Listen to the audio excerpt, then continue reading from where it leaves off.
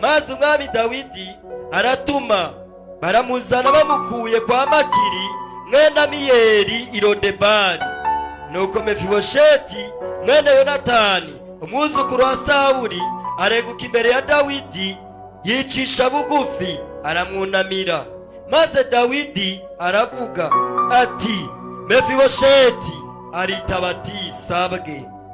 Dawidi aramubarira ati, more naco utinya, kuko ntazobura kukugirira neza kubwa so Yonatani, kandi zogusubiza amatongo yose ya sogokuru Sawuli, kandi uzorurira ku meza yanje nta naryo.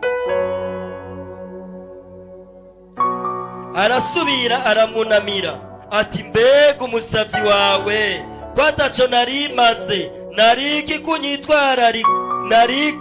kunyitwararika kandi ndimbwa ipfuye.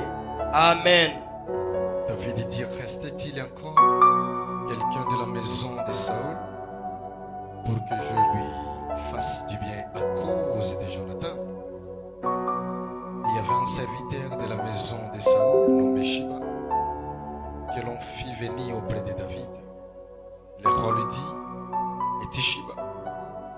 Il répondit, ton serviteur. Le roi dit, y a-t-il plus personne de la maison de Saül pour que j'agisse envers lui de la bonté de Dieu? Et Shiba répondit au roi, il y a encore un fils de Jonathan, Percli de Pierre. Le roi lui dit, où est-il? Et Shiba répondit au roi, il est dans la maison de Makir, fils d'Amiel, à Lodeba. Et le roi David envoya chercher dans la maison de Makir, fils d'Amiel, à Lodeba. Et Mephibosheth, fils de David, fils de Saül, vit auprès de David, tomba sur sa face et prosterna. David dit, Mephibosheth. Et il lui répondit, voici ton serviteur. David lui dit, ne crains point, car je vais te faire du bien à cause de Jonathan, ton père. Je te rendrai toutes les terres de Saül.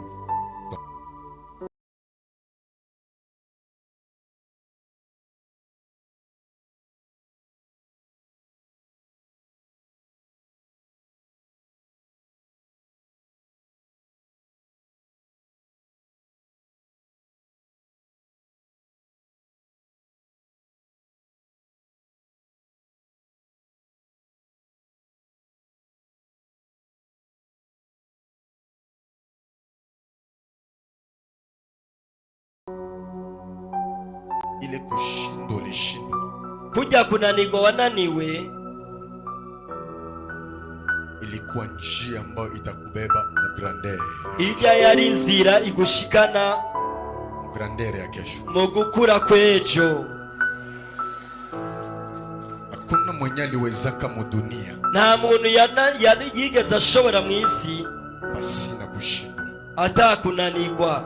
Échec ni grand frère ya réussite. Kandi kunanirwa ni mukuru wo gutsinda. Fate vizuri. Murikira neza. Kama ulishindwa kawapi, nimba ari aho wananiriwe aho ari hose, kuna uwezo wa Mungu leo inakuya kusimamisha. Ari ubushobozi bw'Imana buje kukuduza bukuvana aho wananiriwe. Kawaida vinahada abana b'abantu ni kushindwa tu, babayeho ubuzima bwo kuguma bananirwa. Ndio maana Paulo amesema, Paulo yavuze ngo tunayaweza yote, dushobozwa vyose katika yeye na Kristo atutiaye aduha inkomezi. Donc picha ya mwanadamu rero igicapo cy'umwana w'umuntu ya kushindwa tu, ni kunanirwa, ni kubaho umunanirwa, lakini tunaweza ariko dushobozwa vyose kwa sababu Mungu kubera Imana atusimamisha tena. idusubira kandi kaduhagurutsa. Ombi langu leo Mungu akusimamishe. Isengesho ryaje uyu munsi Imana niguhagurutse. Ombi yangu leo Mungu akusimamishe. Isengesho ryaje fisi uyu munsi Imana iguhagurutse. Haleluya. Amina. Niko natangazia Mephibosheth. Ndiko ndatangariza Mephibosheth ari ngaha. Mwenye alikuwa Lodeba. Wa undi yari Lodebari. Probleme iko kikala mu Lodeba. Azangola neza kujanya Lodebari. Lakini leo utapata invitation ya mfalme. mfalme. Ugiye kuronga umutumiro w'umwami. Kuna mtu aseme amen vizuri hapa. Mbega ni wovuga Yesu. Haleluya. Amen. Bamama tunjwa amen yabo inasikilika. Abakenyezi amena yabo gusa niyo yumvikana abagabo barihe. Papa amen ni ka difficile. Abagabo kucakira kuvuga amina birago birabakomerera. Na sadaka habatoaje. Shikano abagabo ntibatanga. Bamama tunjwa banatoa. Abakenyezi nabigeme ni bakunda gutanga. Na njoo maana nasemaka hivi hakuna mwanaume mwataingia mbinguni. Nico gituma nabangunda kuvuga ati nta mugabo azoja mu ijuru. Paka mwanamke. Kugeza ngo numugore gusa. Nilifikiria sasa mama batakia toa. Jena hizi kama mama bacha batangura kubiba none mugeze. Niulize aye. Bazati gute. Sitaenda kule kwenye huko kule lakini nakupatia kitu moja. Jewe ngira ndaguha akantu kagufasha. Mama Mungu wabariki. Bakenyezi Imana ibahezagire. Unaona ile mapantalo? Urabona izo pantalo? Haitaingia. Nizizoca mu ijuru. Paka jipe. Gushika abazoca mu ijuru azogenda bambaye amajipo.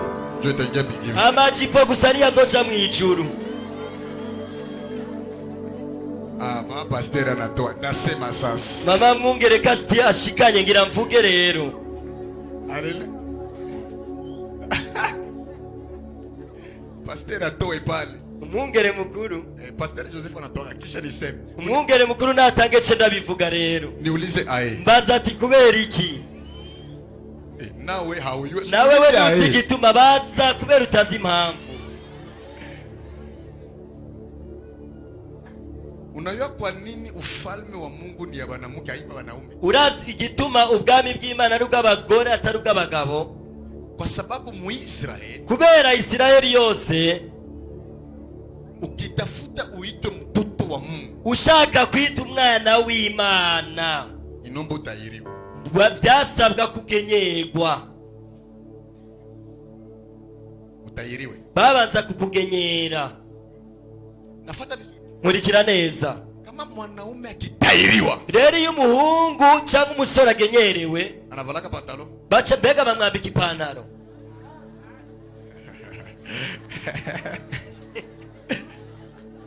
Nipe amene nipande. Ni mume amina nduge yindi ngazi. Haleluya. Amen. Haleluya. Amen. Inaomba vale nini? Bisaba ko yambara iki? Inaomba vale kanzu. Bisaba ko yambikwa ikanzu. Et deuxième des choses, rero ikigira kabiri, inaomba démarche. Bica bihindura n'intambuko. Ibadiriki. Intambuko zirahinduka. Aha, Mwungere arasema. Mwungere aravyumvise. Kwanza yumvise akabibagira nduge. Haleluya. Haleluya. Amen. Kama alikuwa anatembea, nimba yaragenda akerebuse cyane, démarche inafanya nini? achatangura kugenda gute? Kila mwenye alikutanaka na Yesu mu maisha, umuntu wese yahuye na Yesu mu buzima, démarche libadilika, intambuko zirahinduka. Uyanipata pale. Nurandonga neza. Haleluya. Amina. Ukikutana na Yesu, niwahura na Yesu, naomba démarche badilike. N'intambuko zirahinduka. Ndio maana ufalme wa Mungu haiko wanaume. Nico gituma Imana atari ubw'abagabo, ni y'abanamuke, n'ubw'abakobwa canke abagore. Ndio maana Biblia inatuimpose mtahiriwe. Nico gituma Biblia idutegeka uko tugenyegwa. Sasa unatahiriwa, iyo ugenyerewe hauko tena mwanaume pale, pale, kibaye kandi umuhungu, unavala kanzu, utawambikwa ikanzu, na njo benye bataingia mbinguni kandi nibo bazoja mu ijuru, ni babibi harusi ya Bwana, n'abageni ba Yesu gusa. Na mwanaume na bibi ni babibi harusi ya Bwana, n'umugore bose n'abageni ba Yesu. Dr. Kisele pale nasema tena, jewe Dr. Muganga niyashikana na je chasubira kuvuga. Haleluya. Amen. Haleluya. Amen. Haleluya. Amen. Mama Mungu awabariki. Bakenyezi Imana ibahezagire. Unajua, murabizi mwanamke umukenyezi anaikalaka sensitive, abari umuntu atahura n'ingoga. Mwanamke anafanyaka, umukenyezi benye anasikia, akora ivyo yumva, na imani ya mwanamke kandi ukwizera k'umukenyezi inekaka mwepesi, kwama ko yoroheje kurakerebutse, na Najua maana Mungu anawafanyaka vikubwa. nico gituma Imana icibakorera ibikomeye. Najua maana banekana vita mingi. Nico gituma bakunda kugwanywa cyane. Kwa sababu akisikia Kuko iyo yumvise anafanya. aca kogwa ko agakora. Lakini mwanaume Ariko umugabo nilijiwe n'ikibuye ya mule Mtanganyika. cyo muri Tanganyika. Jua sikie. Kugira ngo yumve Fo marto. ni ngombwa kuzana inyundo ukagumukubita ugasubira. Sasa oya ongoya. Hanyuma agacavuga ate Anapiga makalikile. kwa agaca atangura umuhinyanyuro akiyumvira. Atakia kuiti. Azoza kwemera Paka na Mungu ashasema sa radio. kugeza nayo Imana yavuze nk'insamirizi. Lakini mwanamke anasikia Ariko umukenyezi aranyaruka kumvira. ndio maana faiblesse ya mwanamke ni masikio. Nico gituma intege nke z'umukenyezi ari amatwi. Lakini nguvu ya mwanaume ni umu. Inkomezi z'umugabo naha ku munwa. Ongea. Vuga. Usiende kudrage pale. Ntugende kuresha utazi kuvuga. Rondera ukunuresha. Naona muyomba wangu iko pale. Marume ndabona ari hajya mu kibano cyanyu. Iko gouverneur. Kandi ndabona ko ari umutegetsi. Uyo haongea. Uyo akoze uko baresha mwabahungu. Mbe mwenjako pa. Mubwira ati vuga. Vuga. Jésus évangile ya 3 ans et demi. Yose inyigisho z'imyaka 3 n'igice Ika bouleverser monde. zose zaciye zihindura isi. Na leo. N'uyu munsi Si benya tukumona. twebwe tutigeze tumubona. Tuliamini. Twaramwizereye. Ni Bwana yetu. Twari umugabo wacu Kwa kusikia tu. kubera kumviriza gusa. Ndio kila mwanaume mwenye yeye kusema. Nico gituma umuhungu cyangwa umugabo atazi kuvuga Pia kwa Mungera gombe. uyo azoca aza kumwungere mukuru amusengere. Kuko wanaume wenye bagasa basoda. Ari abahungu cyangwa abagabo bamera nk'abasirikare. Unasema huyu alifaki jeshi. Ukavuga ati mbega uyu yize iby'igisirikare byo kugwana hehe. Ayuwe ongea. Ntazi kuvuga, ntazi kuresha. La puissance de l'homme c'est lips. Ubushobozi bw'umuhungu ni kugira icyo yavuze.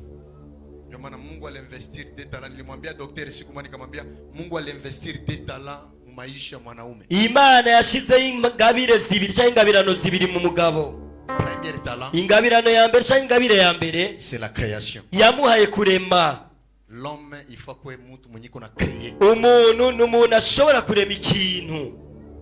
Deuxième des choses, Ikintu kigira kabiri c'est la poésie. ni kuba umuntu azi gutunga cyangwa kurondera amajambo, Kuongea. azi kuganira. Ndio maana Mungu wakati alimuumba Adamu, Nico gituma igihe Imana yarema Adamu alimwachia Adamu aumbe majina. yarese Adamu kugira ngo yite ibikoko byose amazina. C'est la création. Aho rero nirema cyangwa kurema. Deuxième des choses, Icya kabiri baada kumuumba Eva, yejeje kurema Eva anasema cette fois-ci acavuga ati bunoneho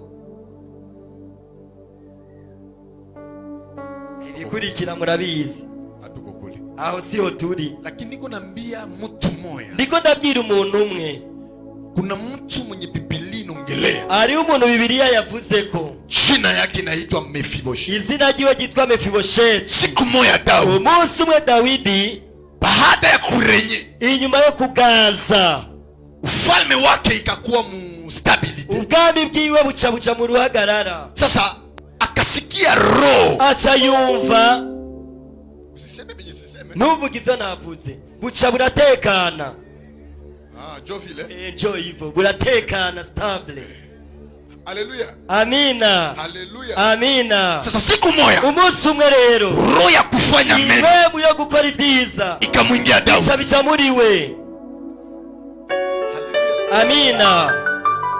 Sa Daudi akapiga makalikili, Dawidi natangura imikenyuro, hata kama narenye leo aravuga ati nubwo jewe uyu munsi n'umwami mupase yangu, muri kahise kanje uko mtu hari mmoja umuntu umwe mwenye naitwa yitwa Jonathan Yonatani. alinitendea kabisa. Yonatani yarankoreye ibyiza. Somana Nico musiku gituma muri uyo munsi masiku mu zilipita minsi yahitiye nilikwambia hivi, nabwiye ngo kila mema unaotenda ibyiza leo byose uriko urakora uyu munsi hata ilipe leo, nubwo bitohembwa uyu munsi kesho italipa. ejo uzobihembegwa.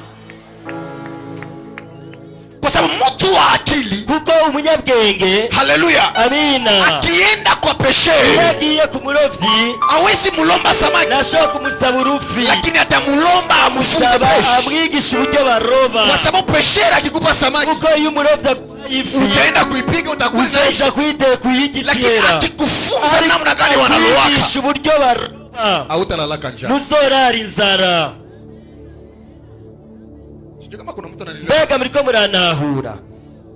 Connaissance njo mtu, rero kumenya niko muntu, na urafiki njo mtu, kandi ucudise n'umuntu nibwo buntu. mtu wa akili mpumbavu Umunyabwenge rero ni mwenye anakuyaka ke mukanisa, ni wawe udaza mu ishengero lakini ajue kushershe connaissance, atazi kurondera ikibano. haiwe yanasema mimi kwa autonome na maisha yangu ni yangu aravuga wote, ati jewe ndi umutonome mu buzima bwaje nubwo nyene, maisha yanabadilika. ubuzima bwahinduka. Leo unaweza jikuta uko hapa, uyu munsi urashobora kwisanga uri ngaha, kesho unajikuta uko mbali. ejo ukazokwisanga ugeze kure. Ujifunze kufanya mema. Imenyereze gukora ibyiza. Haleluya. Amen. Na mimi nasema hakuna ndugu mzuri asa ndugu mwenye iko ndani ya Yesu. Nama nkunda kuvuga ko ata muntu mwiza nk'inshuti iri muri Kristo. Ndio ndugu wa kweli. Uyo niwe nshuti y'ukuri. Kwa sababu hamuungwa kwa damu ya laana, lakini munaungwa kwa damu ya Yesu. Kubera mutaremwe mu maraso amwe ariko muremwe n'amaraso ya Kristo. Haleluya. Amen. Haleluya. Amen. Haleluya. Amen. Bwana Yesu asifiwe. Amen. Eske uko tu siri kino wala un jour unaenda Kongo unanikuta mie pale, we mtoto wa repentance, sutekala kwako alezi. Mbega wowe uriko uri wicara uvuga ko we utekaniwe, niba Kongo ukambona, mbega uzokwiyumanganya? Utakula mama sikonyonyo. Niwambona hariya muri Kongo uzojya ivyiza vyo mu gihugu ca Kongo vyose. Masikonyonyo Ibisikonyonyo n'utuntu twiza twiza. Aho yo yidego mu Kirundi. Sikonyonyo n'utuntu turyoshe nyene. Njo kwenye mtu anawazaka. Aho rero ni umuntu aba ariko ariyumvira kure. Bwana Yesu asifiwe. Amen. Saru ya kutenda mema. Bari mwe muye gukora ibyiza. Ikamwingia Daudi. Yicaye muri Dawidi. Sasa Daudi akasema hivi. Dawidi aravuga ngo samupase mbega muri kahise Jonathan alikuwa mtoto wa Sauli. Ko yari umwana wa Sauli. Sasa Sauli alikuwa anapiganisha Daudi. Karagwanya Dawidi. Alikuwa anatafuta muue Daudi. Alikarondera uburyo yica Dawidi. Kwa sababu David kubera Dawidi aliona yari yarabonye huyu iko na nyota royal. Kwa visi mwe yukuganza. Mungu alishamwacha. Kandi Imana yari yaramurobana. Lakini ariko Imana anatembea na David. Yagenda na Dawidi. Lakini mimi nampenda Jonathan. Jonathan aliona kimaono. Aliona kiufunuo. Alishurirwa. Baba yangu arataura kose hata ni mfalme, lakini Mungu Imana alishamwacha. yari yaramuretse. Iko kwa Daudi. Ari kwa Dawidi. Acha nitende mema kwa David. Kesho sitakuwa. Lakini hii mema ariko ivyiza nzokora itasaidia uzao wangu kesho. Bizofasha uruvyaro rwanje ejo. Haleluya. Amen. Haleluya.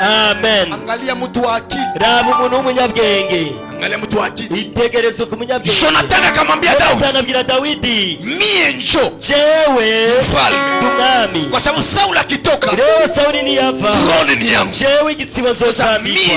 Leo jewe. Mpanga hii. Jewe inkota. Nakupatia. Nayigushikirije. Mfalme. Umwami. Nakuachia.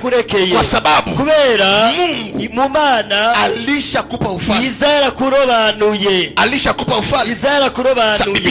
Biblia inasema hivi. Leo Biblia inavuga ngo kisha baada ya pale nyuma yaho Sauli akakufa. Sauli arapfa. Jonathan akakufa. Jonathan nawe arapfa. Ajabu ni igitangaje. Sauli alishakufa, Jonathan Sauli na Jonathan bapfuye. Parmi watoto ya Jonathan mu rubyaro rwa Jonathan kulikuwa mmoja hari umwana umwe ambaye alikuwa anaitwa Mephibosheth. Muhistoria Biblia inasema hivi. Muri kahise ka Biblia avuga ule Mephibosheth akusaliwa kilema. Ni yavusa ari kimuga. Alizaliwa na miguu yake. Yavusa akomeye ipare balikuwa anakimbia vita.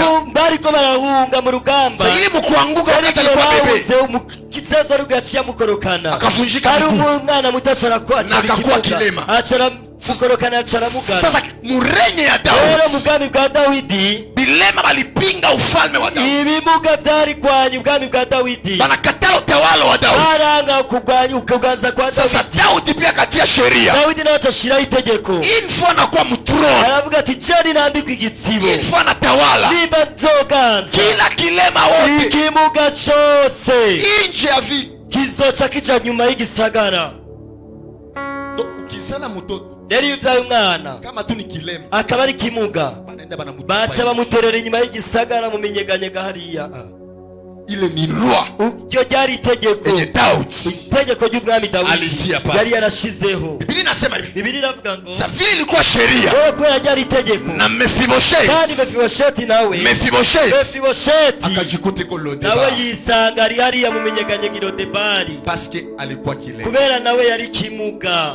Ndio maana Apotre Kristo anaongea kuhusu nyota. Nico gituma intumwa y'Imana Kristiano yavuze inyenyeri. Nyota ya Mephibosheth Inyenyeri Mefibosheti yari afise ilikuwa ya kifalme, yari y'ubwami, lakini kwa kuwa ariko kubera sheria imewekwa itegeko ryari ryarashizweho akajikuta kule. yisaze mu minyeganyega Lodebari. Kuna wengine biko hapa, Hari n'abandi muri ngaha unaona maisha iko naishi, mubona ubuzima ariko sio burabakomerera, maisha yako, atari ubuzima bwawe mubaye, lakini original maisha yako ariko ivyo kahise canke ubuzima bwawe inafungwa, bw'ubwo bohewe ahantu, iko Lodeba, ubohewe i Lodebari. lakini atukuzwe Mungu leo, Ariko Imana yabw'icubahiro, maana atatosha kule, kubera atatosha igiye kule Lodeba. kubakura i Lodebari. Kuna mtu aseme amene Hari vizuri, umuntu agiye kuvuga amena neza, kuna mtu aseme amene vizuri, mbega uvuga amena neza, kuna mtu aseme amene vizuri. mbega uvuga amena. Biblia imeniambia hivi, Biblia irabwira ngo baada ya pale nyuma yaho sasa, siku moja Daudi umunsi umwe Dawidi hata kama aliweka sheria, nubwo yari yarashizeho itegeko, roho ya kutenda mema impamvu yo gukora ivyiza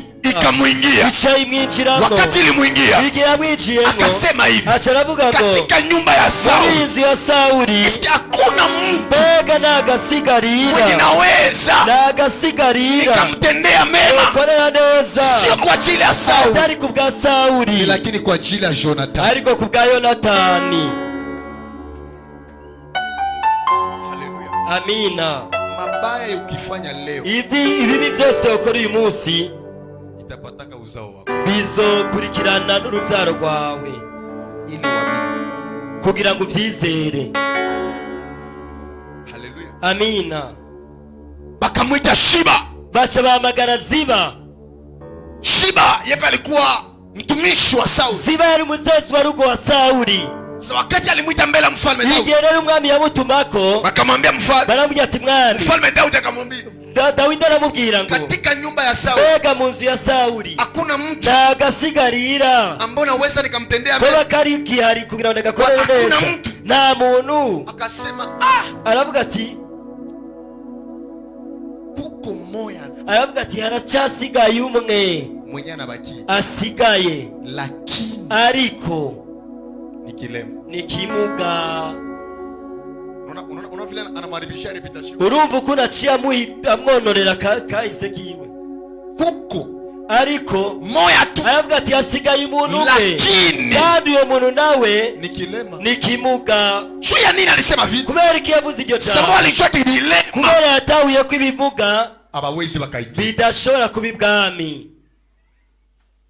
Haleluya. Amina. Kuna bashiba, Ariyo baziba, kuna bashiba mwi dunia, ariyo baziba muri iyi si. mwenye ukimuuliza habari, Iyo umubajije inkuru, eski unamuiwa ule dada? mbega uramuzi ujya mukobwa? Asa ule dada Ahubwo tujya mukobwa namujua, je ndamuzi, melakini ariko ashazalia mwao. yabyariye iwabo. Uchuliza bakuuliza kama Mbega ashazalia mwao, bakubajije ko yabyariye lakini iwabo, banakuuliza tu, bakubajije ngo unamujua? uramuzi ujya mukobwa? Baba yashingwa, Unamujua ule? uramuzi ujya? Unamujua? Ndamuzi, Lakini ni baraga. ariko ni ngumba. Nani alikuuliza kama None ni baraga? nakubwiye kuri Banakuuliza kama unamujua? bakubajije ko umuzi. Bashiba. Baziba, Bashiba. baziba, Benye banapenda kuharibishia mwingine reputation. bakunda kononera abandi ibyabo. Biko hapa mimi. Benshi baziba bari ngaha. Unamujua ule garso? Nico gituma umusore umwe Weye, bakavuga ati mbega wa musore, namujua. je ndamuzi, Lakini kwao ariko iwabo n'ujya muhungu ukipima ingia mule niwaje mu nzu yabo utakufa. uzopfirayo. Balikuuliza kama una mbega bakubwiye ivyo babikubaje bakubwiye turamuzi hii mahistoire yote ubuzima bw'akahise kawe habakukuuliza mbega babikubajije kahise Shiba. uyo ni Ziba. Haleluya. Amina. Haleluya. Amina. Ndio alizaa watoto 2 3 na watoto 2 3 4 5 kandi baracari wao. Leo kuna mugaruka. Uyu munsi afise mugaruka. Aliachananga na mugaruka leo bashibana. Kandi bararekanye na mugaruka bacaca kubana n'uwundi. Ma histoire moya. Ivyo vyakahise. Abakuuliza ile yote. Bakubajije. Natangazia mtu mmoja hapa leo. Kila Shiba alikuharibishaga reputation. Hata zuia muujiza yako kwa jina la Yesu. Ikitangaza cha mizina gani? Una ufunuo sema amen. Bibu ishuri yavuga amina. Kila mtu wote. Umuntu wese. Mwenye alenda kuchunganisha. Yaguteranije n'abandi. Iwe mkazi yako. Niba mu kazi kawe. Hata zuia muujiza wako. Sibiri mu gitangaza. Hata zuia muujiza wako. Sibiri gitangaza. Ule Shiba. Uyo Ziba. Ule tu. Uyo nyene Ziba. Hata kutumikia kesho. Nibagiye kugukorera ejo.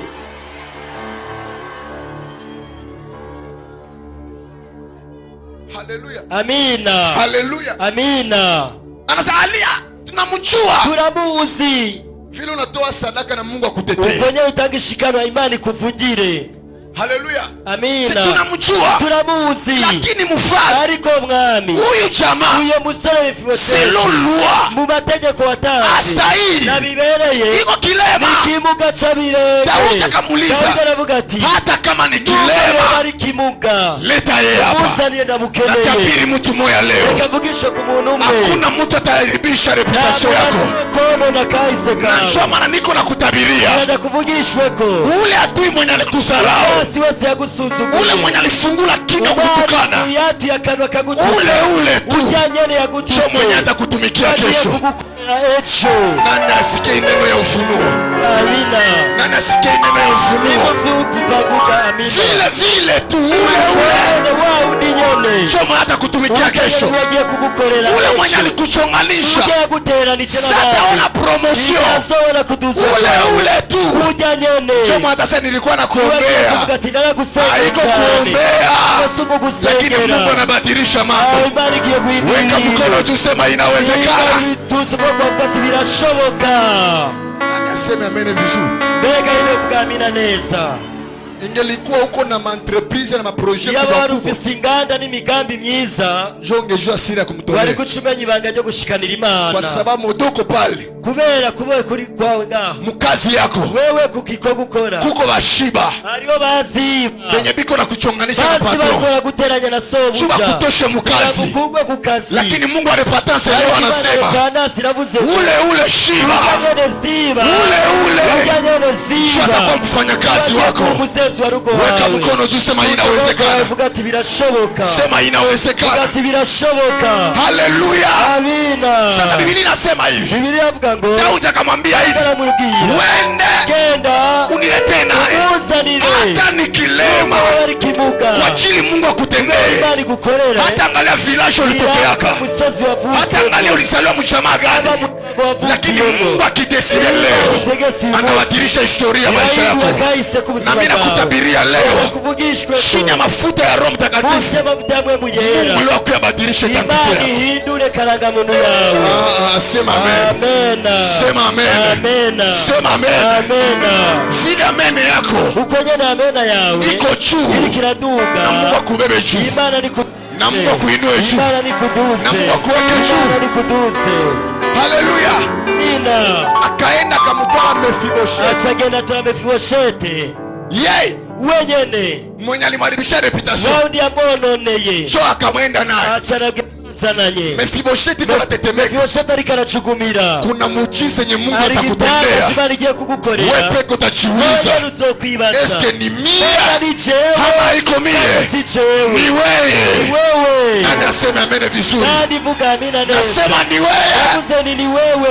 Ni wewe. Ni wewe. Akaiko natetemeka. Alikachugumira. Mfalme akamuuliza. Naba aramubaza. Ni wewe Mefiboshethi? Bega niwe Mefiboshethi. Akasema baba ni mimi. arambwira ati mwami wanje ni jewe. Uko mtoto wa Jonathan? Mbega uri umwana wa Yonatani wewe? Asema aravuga ati yego cyane ndi umwana wa Yonatani. Iko natetemeka. ariko aracugumira Sababu alikuwa anafikiria kubera ivyumviro vyiwe ni habari ya kumuona. yarazi ko bazanye inkuru Natabiria mtu moya leo. Giragenderere umuntu umwe Habari itakuya. Inkuru zigiye ya kukuua. Singuri yo kukwicisha. Lakini ya kubadilisha historia ya maisha yako. Kuhindurira kahise k'ubuzima bwawe. Apele utapata. Telefoni ugiye guhamagara. Haikukulilisha tena. Lakini ni ya kufariki maisha yako. Sema inawezekana. Shoka. Haleluya. Haleluya. Haleluya. Haleluya. Sasa Biblia inasema hivi. Biblia yavuga akasema ni mimi baba. Aravuga ati ni jewe mwami wanje. Akasema ifi ni wewe. Aravuga ati rero ko ari wewe Mefibosheti. Ndakutendea mema. Gira ndagukorera ivyiza. Sio kwa ajili ya. Ika bitavuye kuri jewe. Lakini ni kwa ajili ya baba yako. Ariko ni kubwaso Yonatani. Nani aelewe hiki kitu? Mbega nindareka natawura iki kintu. Sio kwa ajili jewe yako. sindabikoze kubwawe. Lakini ariko gitumye ndabikora wema ya baba yako. Ni kubw'ivyiza so yigeze gukora. Ndakutendea. Nivyo bitumye ndagukorera ibi. Kupata baba mwenye anafanyaka wema mu maisha ni mzuri. Kuronka papa akora ivyiza mu buzima ni ibintu vyiza cyane. Nakwambia ni mzuri. Ndabikubwiye ni vyiza. Anamwambia sio kwa ajili yako. Aramubwira ati si kubwawe. Lakini ni kwa ajili ya baba yako. Ni kubwa so Yonatani. Akasema sai. Aravuga ati kuva ubu rero kila kitu yote cyari cyose ilikuwa kunyumba Sauli. Cyari mu nzu ya sogokuru wawe Sauli. Nakupatia. Yakigushikirije. Akasema Mefibosheti aravuga ati jewe alikuwa Lodebar. Yari Lodebari. Alikuwa masikini. Yari umukene ruhebwa. Kulala. Kuryama na kulamuka. No kuvyuka. Maisha yanabadilika. Ubuzima burahinduka. Ya pili akamwambia. Ichaka biraciye amubwira. Utakula mezani. Uzorurira ku meza yanje na naryo. Mefibosheti akaravuga ngo jewe mfalme. Jewe ga mwami. Na ikunalia. Yari kararira. Imbwa. Jewe ni nani ndesho nari kikundoresha kwigisho kandi ndimbwa ipfuye. Mimi imbwa. Jewe ni ndimbwa. Yenyesha kufa. Imbwa ipfuye. Unanitia mtable. Bega je ushize ku meza yawe sangira amazimano nawe. Mungu wangu we. Huyu Mungu. Imana. Haleluya. Amina.